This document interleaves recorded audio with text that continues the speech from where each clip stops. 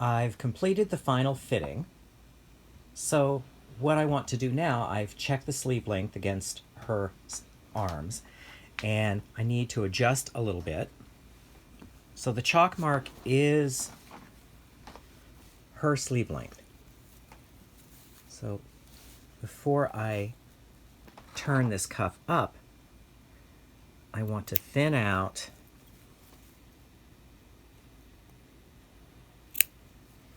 these seam allowances to about 1/4 of an inch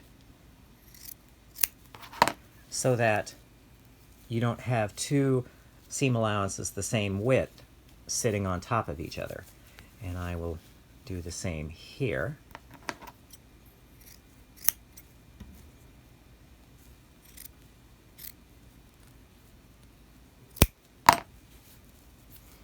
Okay.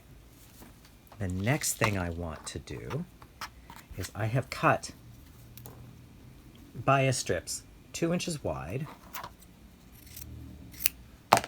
in the canvas. So what I will do then is actually pin them this way. Here we are. Pin them so you slip the cut edge up against the seam line, and so I'm going to pin. So we're going to put the cut edge on our chalk mark. There we are.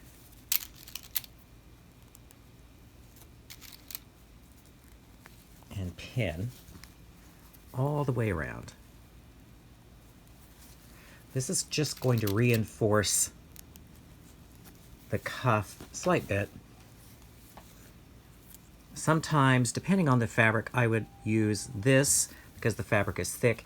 If it were a thinner fabric, like a wool gabardine or something like that, you could use a coating fabric, wool flannel, not carved in stone that you have to use the tailoring canvas all the time.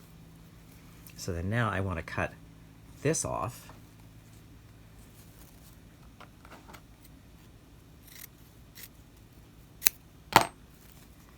And slip that end under this seam allowance.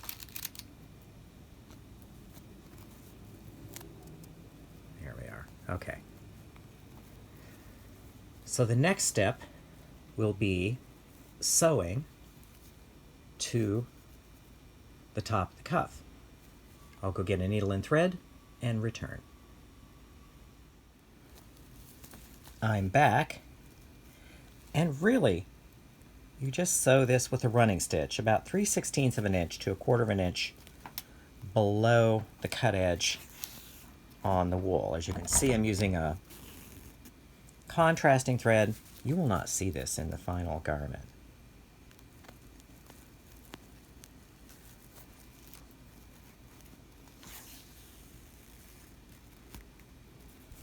So I will sew this all the way around to the opposite side and bring back the results.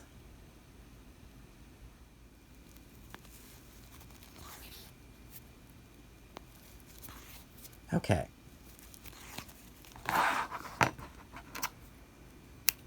That's finished. And we remove the pins.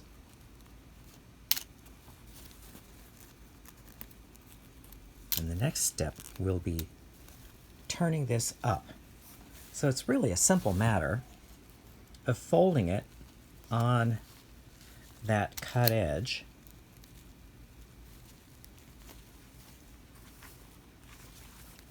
And I like to fold it at each seam first and then work around. Because if you get the seams folded, yes, you want to make, there we are, it's folded on that cut edge. And you can do that somewhat by feel and somewhat by sight. Pin there. And here and here.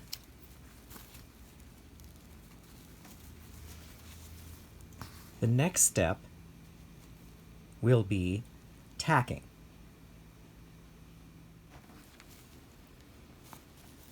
Next, we tack the hem allowance up onto the seams. We don't hem this all the way around. It's just a little thread tack because the lining itself is going to hold the rest of this hem allowance together. The lining along with the bias strip that we have used to sew it in. So let's trim that off. So this is just a bar tack. It's not pretty. It doesn't have to be. It's inside the lining. And then on the top seam, turn this over. And really, we're just going to catch the canvas and catch it to the seam.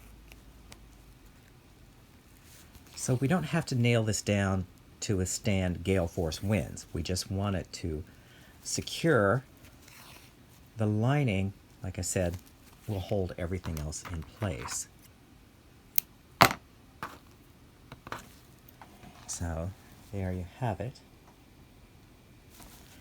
And we'll remove the pins.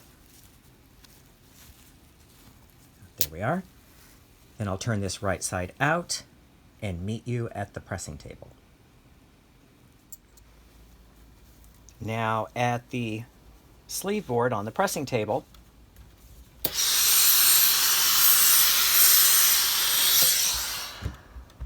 you don't have to give this a hard press, but you do want to steam it.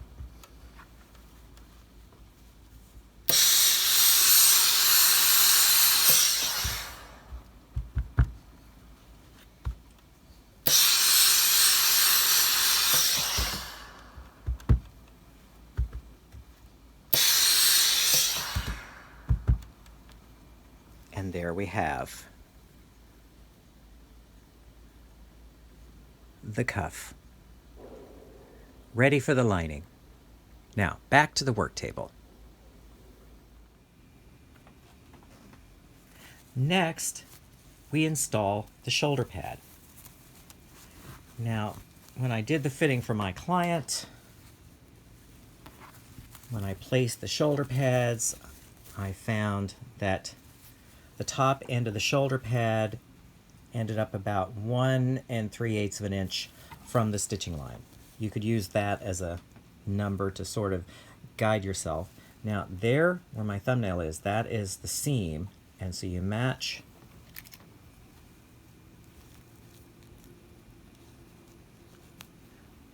that to the seam, and then with needle and thread, let's just check. Nope. Move it a little bit here. So you match that. And with your needle and thread, you can come in and just catch this with a few stitches. Just catching seam allowance, not going all the way through. So there is attaching it at the top. Once you've secured it at the shoulder, you just want to walk this down. I have marked, this is the middle of the shoulder pad, that's how you get that mark. You just fold it in half. So you walk the seam down so that there's the seam, there's the mark, and you want to tack this end sort of like you tacked the cuffs. You just want a loose tack that holds everything together. And again, it doesn't have to be pretty, it just has to be there. You're just catching the seam allowance and the shoulder pad. And there we are. Secure that. Okay.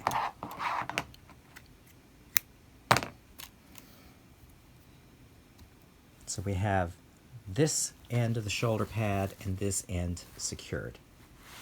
From here, I'm going to turn this right side out because you want to smooth the fabric over the shoulder pad on both sides because we want to attach the two ends, the end corners, with thread chains, but we want to make sure everything here is nice and smooth, and then we'll turn it back inside out for the next step. So this is where we're at.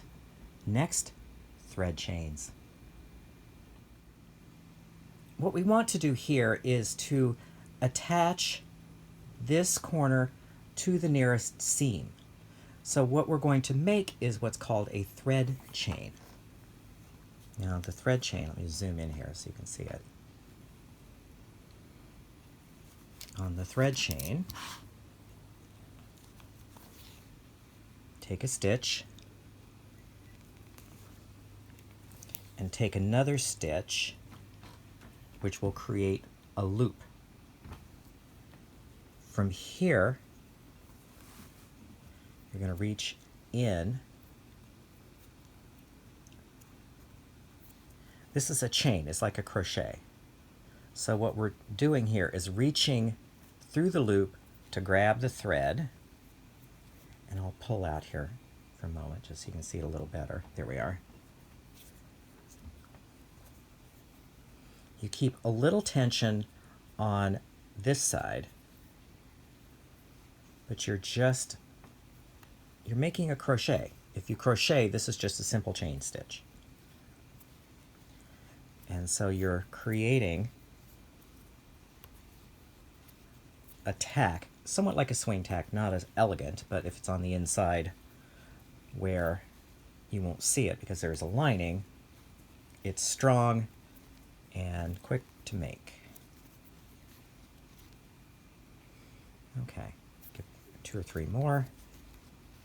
So you want it long enough so that you have a little bit of play when you attach it to the shoulder pad.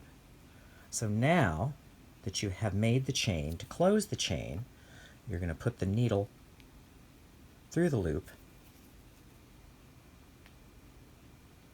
That locks the chain. And finish, you just come here and you will sew the other end of this chain to the corner on the shoulder pad. So the beauty of this is it attaches your shoulder pads down, but it doesn't weld them in place. It gives you a little range of motion, which is what you want. So that's a thread chain. Now I will work off camera to create the other thread chain, and I will bring back the results. And here we have the shoulder pad installed. We have the tacks here and here. And as you can see here, we have thread chain and thread chain. Here's the tack. So the shoulder pad is now secure inside the coat. Our next step is to prepare the lining. When we were constructing the lining, we pressed up the cuffs by 3/8 of an inch.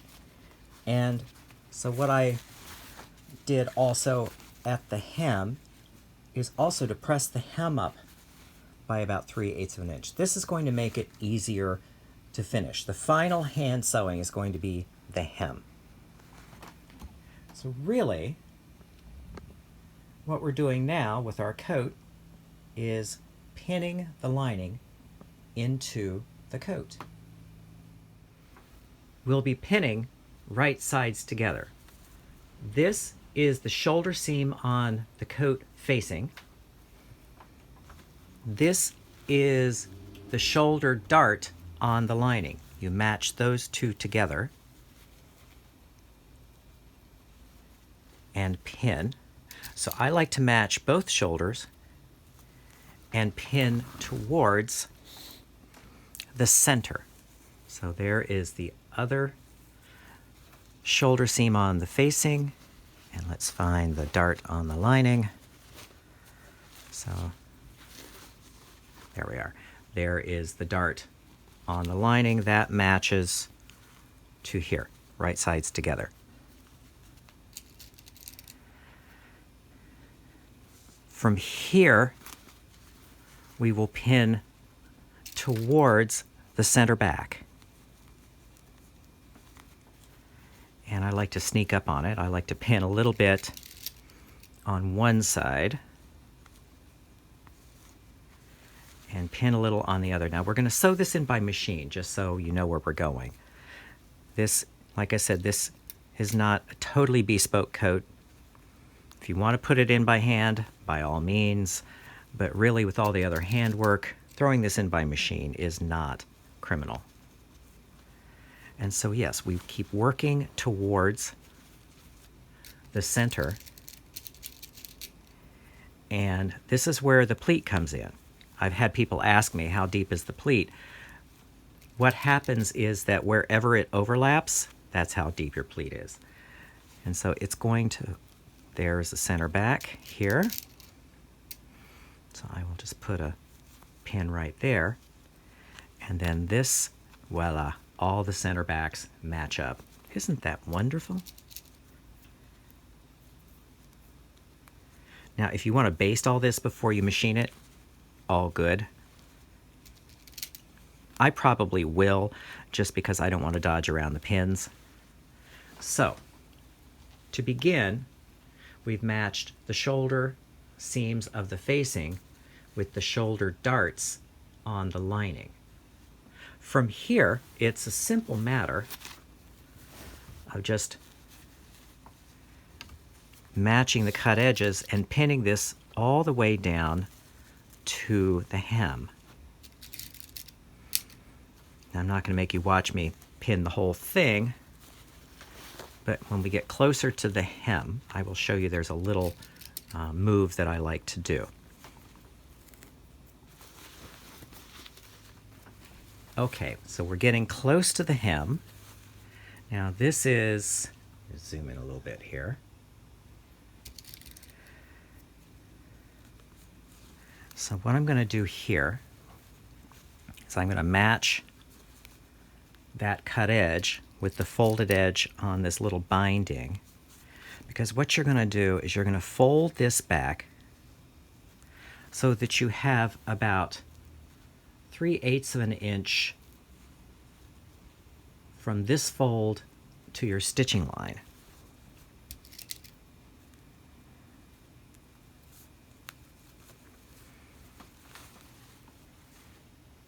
Let me show you, kind of pull it out a little bit so you can see kind of where this is going.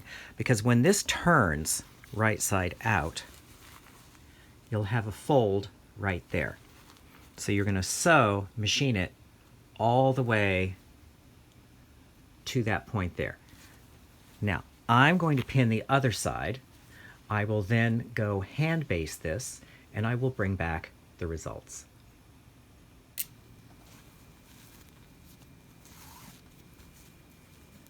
And so again, 3/8 of an inch from the seam, we turn it back, and I'm going to baste everything down to the edge.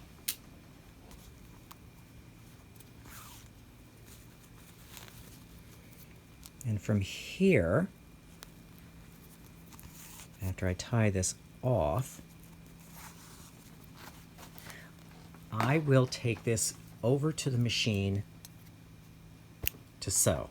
It's not something you really need to see. You just sew this on the machine at 1/2 inch. I will bring back the result.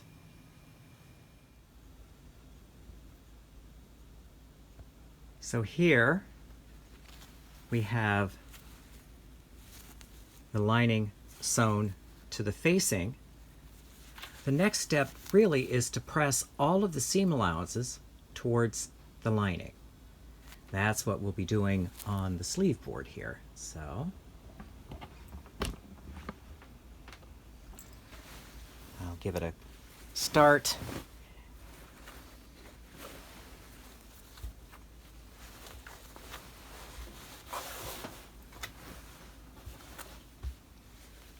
So here we are. I won't make you watch me press the entire thing, but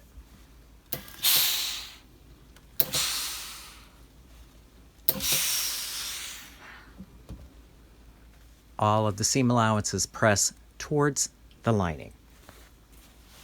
So I will work all the way around and bring back the results.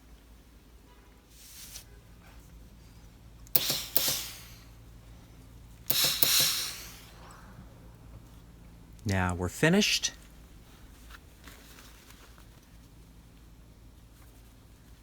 Starting to look like something. Back to the work table.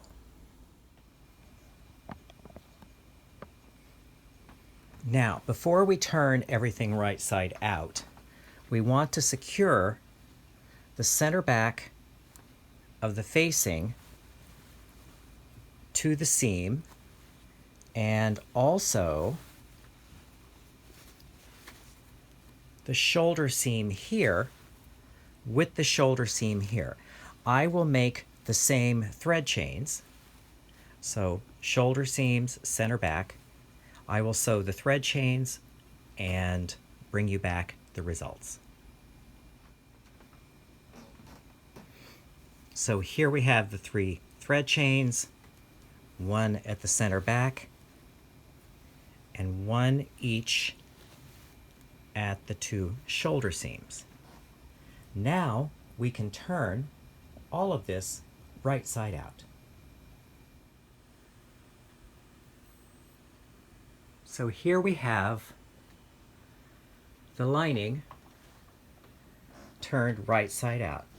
I have also gone ahead and pushed the sleeve linings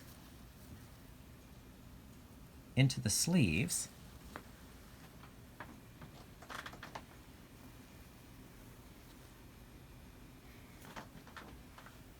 Now this is where we do all of our final finishing. Now, to secure the lining, this is the intersection of the side seam and the raglan seam on the body and on the lining. So a little thread chain, make that about 3/4 of an inch to an inch long. You want those to be secure on both sides, because then that will keep the lining pretty much situated in place. The next step is to pin the cuff on the lining with the cuff on the coat.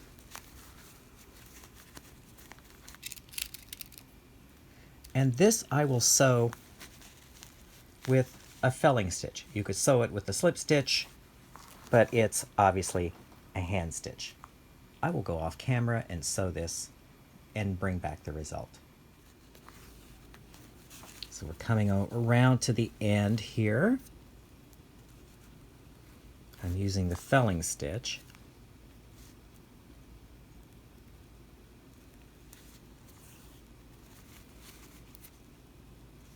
And once we secure the thread, the sleeves will be finished.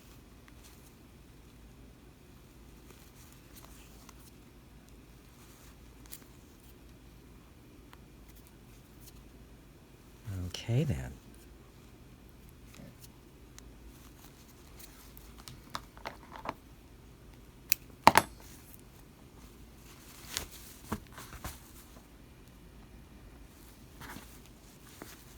There we are.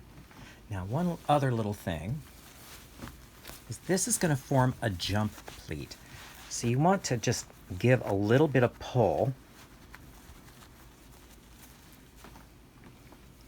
because you want the fabric to fall down and fold back up a little bit.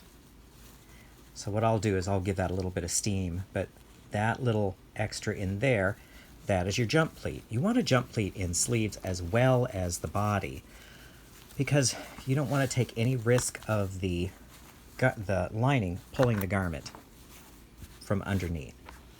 So from here, we're going to the hem. And finally, we pin the hem. So I've matched this up at the center back. Let me show you what I'm doing here. The object is that these two cut edges match. So you just overlap that enough to hide the stitching that you hemmed the coat with.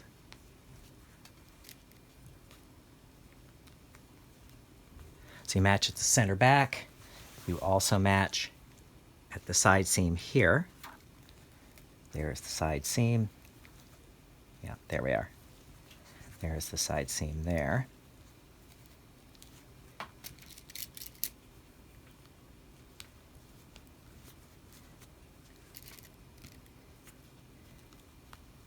And then as you're moving along here, you do this as far over as you can.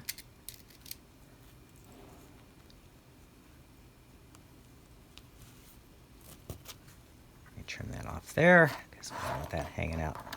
That will peek out later, sure as you're born. And so then here, you just want to bring this, I'd say, within an inch or so of the edge where the lining joins the facing. And then that little seam allowance, you can trim down. You don't need that anymore.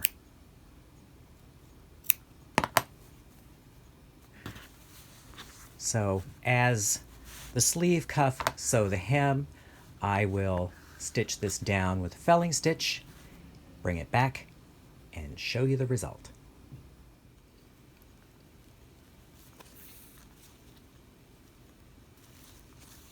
We're almost at the end.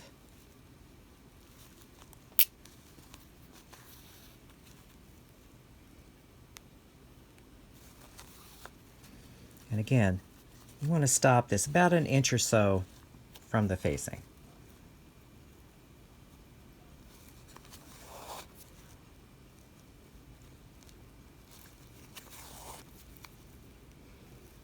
And let me just secure the thread.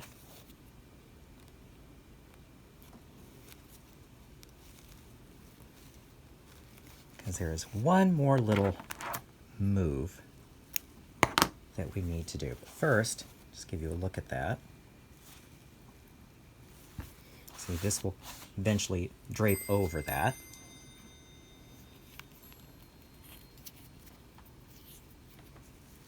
And then you want to just slip stitch that little piece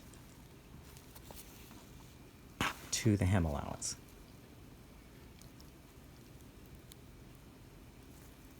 That will just cause it to lay flat.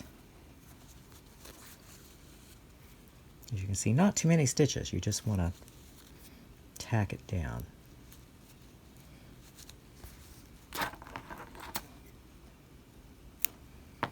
So there you are. Next, we'll go over to the pressing table to steam this down. And the final finish on the hem is to put in the jump pleat. Now, you're going to have about 3/8 of an inch to 1/2 inch from the fold to the hem, but you don't want to put a crease. You just want to do this.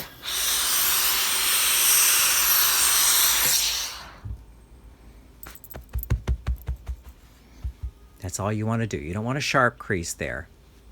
But there you have it. You have your jump pleat built in to your lining. Now that we have the lining installed, it's really a matter of sewing on the buttons now. when sewing the cuff latch, you can make it so that the cuff lies flat or it draws it up a little bit. I rather like a little bit of drape. So this button I placed 2 inches away from the seam. You can vary that to your wrist, but for my particular client, this drape is what we're looking for. So that's how to position the button for the cuff latch. Now, for the fronts, this may seem obvious, but I didn't know it for the longest time. How you place your buttons, you line up the lower edge, and then you can come in here and just pin the 2 edges together at 2 or 3 places.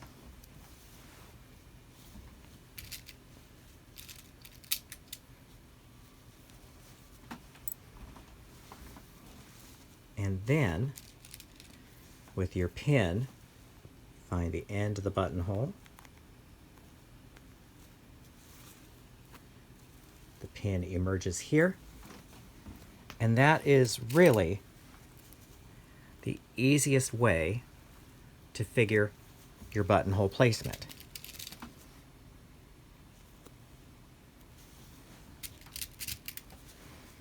Once you've determined the button placement, because you want that right at the end of the buttonhole, where it emerges over here is where you sew your buttons on.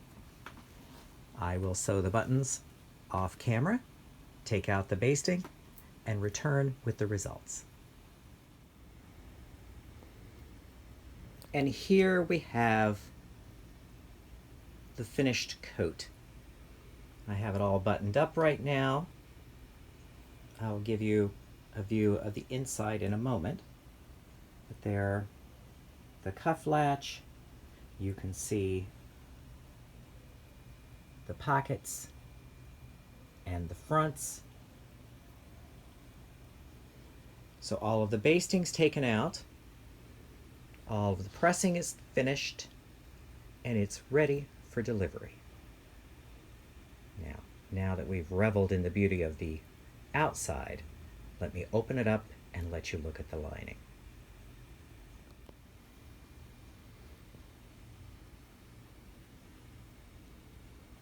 And here is the lining. You can see it joins the facing at the center back. Again, those are our welt pockets. It creates the jump pleat at the hem.